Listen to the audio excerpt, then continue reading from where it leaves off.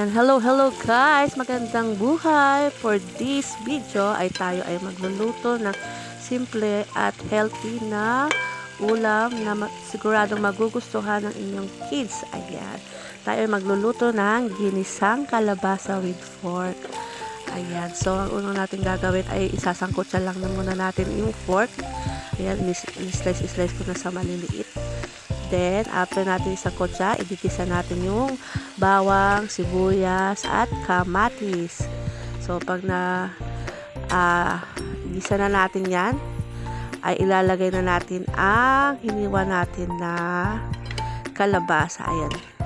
Yan ay favorite ng aking mga anak. Yung kalabasa.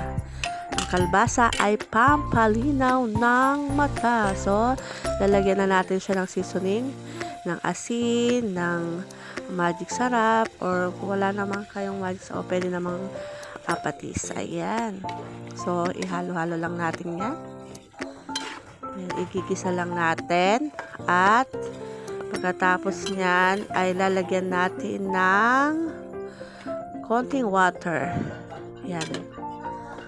Mga half cup of water.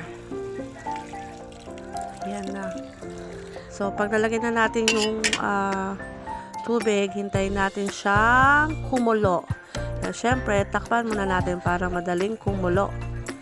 Ayan. So, yan. Pag kumulo, mag-add tayo ng okra. Yan lang nilagay kong gulay. Yan lang kasing gustong kainin ng anak ko. Ayan. Kalabasa with fork. So, yan lang po. Hintayin lang natin maluto yung okra na nilagay natin. So, yan lang po. Yan na. Ay, simpleng ulam. Thank you po.